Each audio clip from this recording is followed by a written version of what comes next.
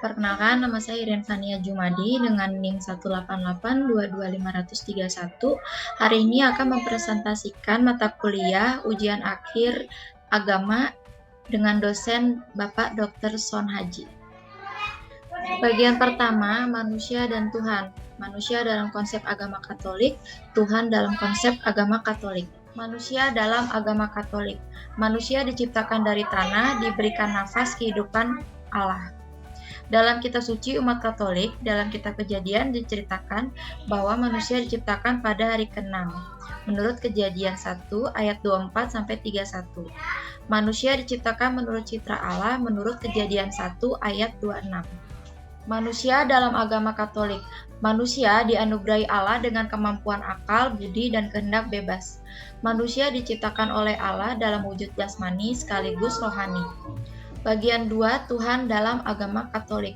Umat Katolik mempunyai dogma Allah Tritunggal Maha Kudus atau Trinitas, Allah Tritunggal Maha Kudus, Allah Bapa, Allah Putra, Allah Roh Kudus.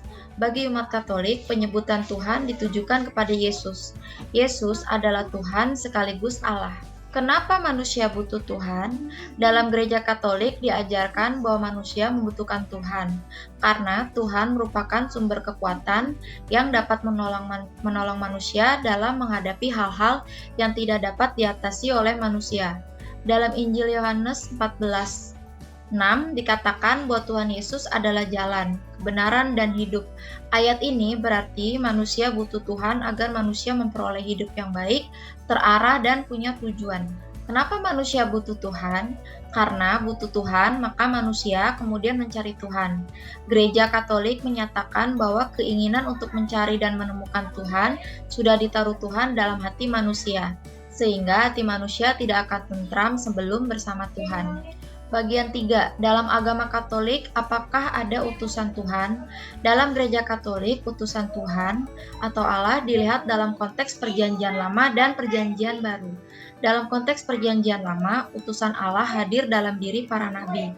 Nabi-nabi dipilih oleh Allah untuk membawa pesan-pesan Allah.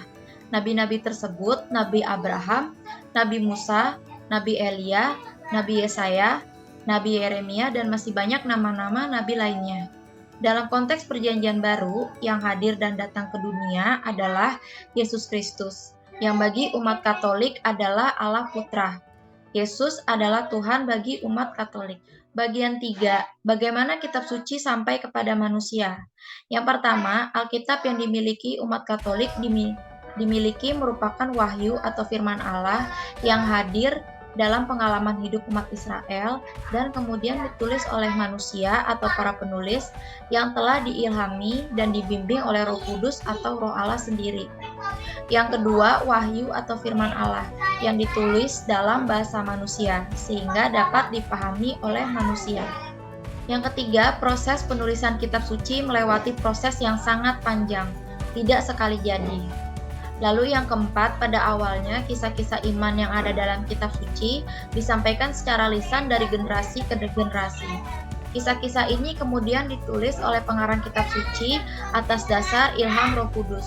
Lalu tulisan tersebut dikumpulkan dan disusun menjadi sebuah buku yang kemudian diakui sebagai Alkitab atau kitab suci.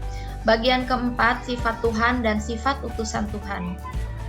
Sifat Allah. Yang pertama, Tuhan itu sepenuhnya sempurna. Haruslah kamu sempurna sama seperti Bapakmu yang di surga adalah sempurna. Matius 5 ayat 48. Lalu Tuhan itu tak terbatas. Dalam akal budi, kehendak, dan setiap kesempurnaan, Allah itu tidak terbatas. Ada di dalam Mazmur 147 ayat 5, 145 ayat 3. Lalu yang berikutnya adalah Tuhan adalah kekal. Tak ada waktu di mana Tuhan tidak ada awal keberadaannya. Sebelum gunung-gunung dilahirkan dan bumi dan dunia diperanakan, bahkan dari selama-lamanya sampai selama-lamanya Engkaulah Allah. Mazmur 90 ayat 2. Tuhan itu maha hadir, yaitu ada di setiap tempat. Yeremia 23 ayat 24. Tuhan itu tak berubah. Tuhan itu tidak pernah berubah menjadi lebih baik atau lebih buruk. Ia tak pernah mengingkari perkataannya. Tuhan itu Maha Tahu, pengetahuan Allah tak terbatas dan menyeluruh. Ia mengetahui segalanya di masa lalu, sekarang, dan masa depan, dan juga pemikiran kita yang terdalam. Tuhan itu Maha Bijaksana. Ia mengetahui cara yang terbaik untuk melaksanakan rencananya demi kemuliaannya dan kebaikan makhluk ciptaannya. Lalu Allah penuh belas kasih. Yang pertama, belas kasih adalah sifat Allah yang paling khas. Yang kedua, belas kasih Allah paling besar dinyatakan melalui inkarnasi. Putra Allah mengambil rupa manusia demi menebus dosa manusia. Sifat utusan Allah atau Tuhan, para nabi. Sifat rendah hati, bersandar pada kehendak Tuhan, saleh, setia pada perintah Tuhan, berani melawan hal-hal yang tidak baik. Tuhan Yesus adalah Allah, maka ia mempunyai sifat sebagaimana dimiliki oleh Allah. Demikian presentasi saya, semoga bermanfaat untuk yang mendengarkan. Terima kasih.